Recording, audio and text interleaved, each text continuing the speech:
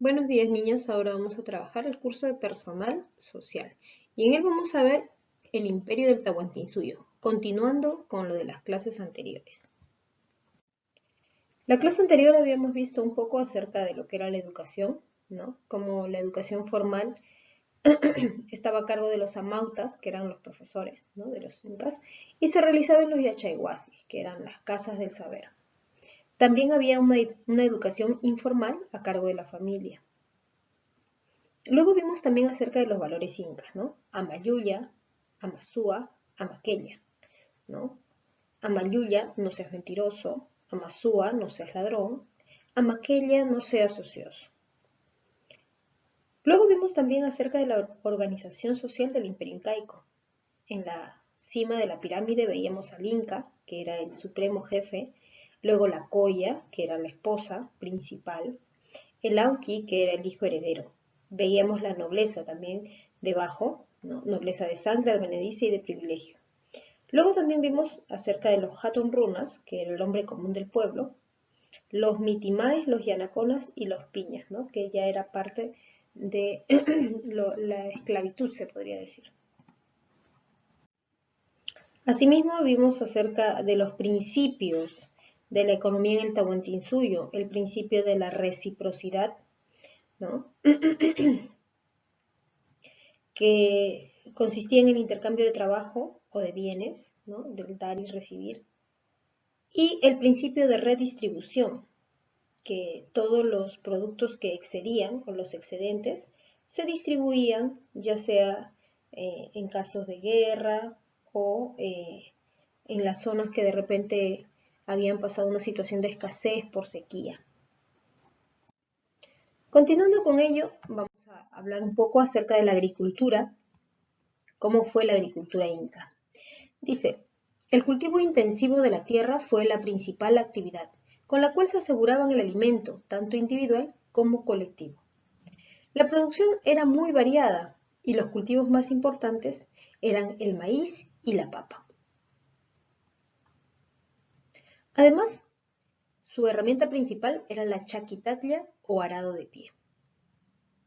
También es importante mencionar que muchas técnicas de la agricultura que ellos manejaban provenían de las culturas anteriores, ¿no? Pre-incas.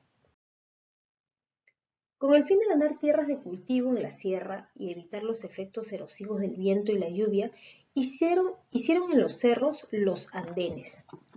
Miren, aquí pueden observar que es una extensión de tierra en la que podían sembrar y así ganar más tierras de cultivo.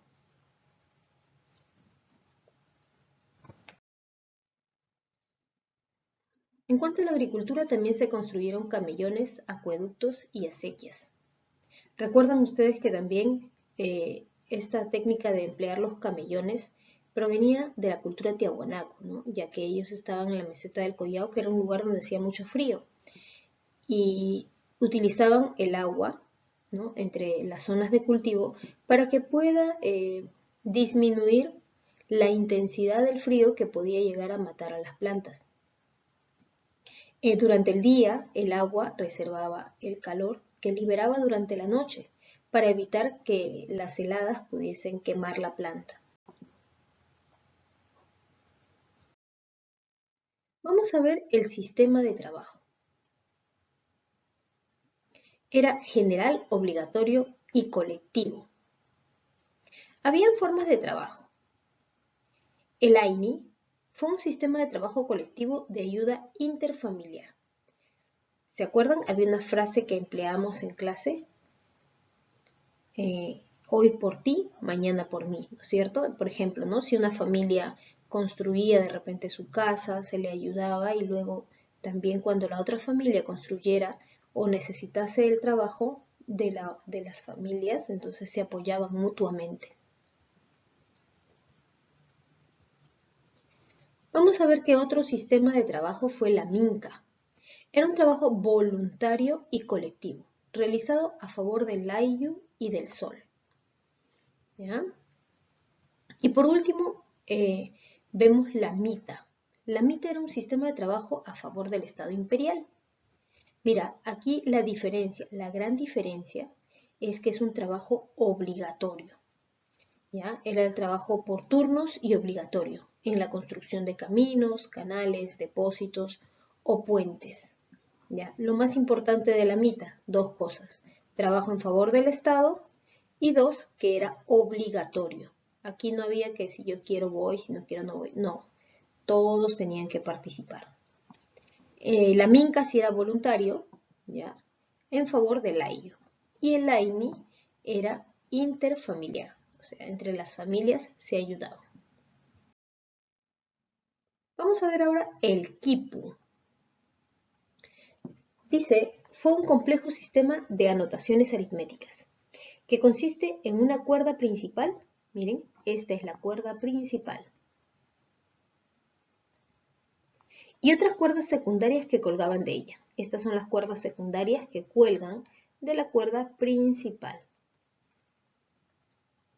Dice, en estas últimas se realizaban una serie de nudos que indicaban cantidades.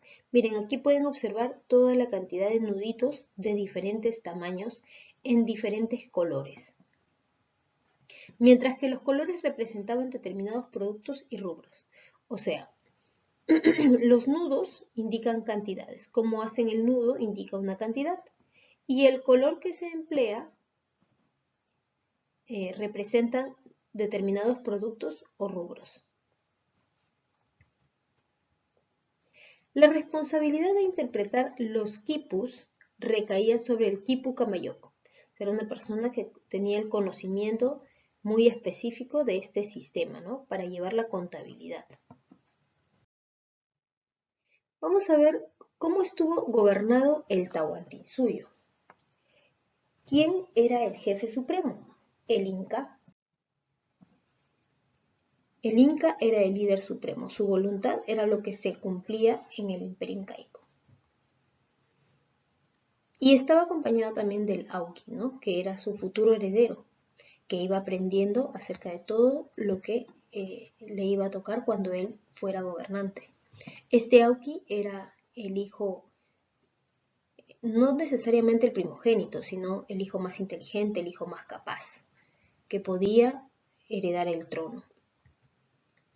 Luego está el Consejo Imperial, se encargaba, así como dice, ¿no? Su nombre, consejo, de aconsejar a el Inca.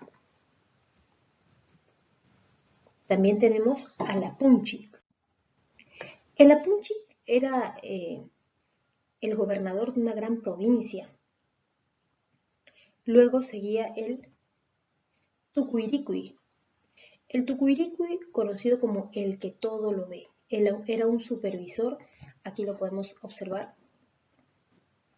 que era el veedor, el observador, como que iba y veía si es que realmente se estaban desempeñando los trabajos, cómo se estaban cumpliendo toda la organización, y eso pues refería al Inca. Finalmente tenemos al curaca, que era el jefe del layu o de la comunidad. Este curaca tenía la función de distribuir las tierras, de ver los trabajos colectivos, de organizar y actuar como un jefe de la comunidad.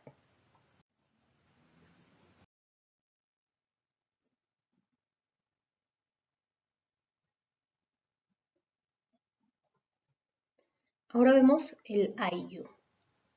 Fue el fundamento social y económico del incanato. Fue la reunión de grupos familiares que podrían comprender hasta más de 500 personas, los cuales estaban unidos por vínculos de sangre, vínculo religioso y vínculo del suelo, ya que todos eran dueños de la tierra donde vivían, trabajaban en ellas, enterraban a sus muertos y les rendían culto para ser protegidos. Muy bien, entonces hemos visto acerca de la agricultura en el tiempo de los incas, recordamos un poquito, ¿no? Emplearon muchas técnicas para mejorar el rendimiento de los cultivos. Veíamos que tenían una herramienta que se llamaba arado de pie o chaki taclia. ¿Ya? También recordemos que emplearon las técnicas de hacer andenes o terrazas agrícolas para ampliar sus tierras, ¿no? Sus tierras de cultivo. También emplearon los camellones, que lo habían aprendido de los Tiahuanaco, lo habían heredado de los Tiahuanaco. Había un sistema de trabajo. Tenían 3 formas de trabajo, ¿no? El AINI, que era un sistema de trabajo colectivo de ayuda interfamiliar, o sea, se ayudaban entre las familias. Luego teníamos la Minca, que era un trabajo voluntario a favor del Ayllu y del Sol. Y la Mita, que era un sistema de trabajo a favor del Estado imperial. La Mita, era obligatoria. Eso tienes que acordarte muy bien para el examen. La Mita era un sistema de trabajo de forma obligatoria a favor del Estado imperial. ¿Ya? Si puedes hacerle un esquemita acerca de estos 3 tipos de trabajo, sería excelente, para que lo puedas recordar de repente en una hojita, en algo, y lo pegas en tu cuarto. Entonces así vas a poder recordarlo mejor.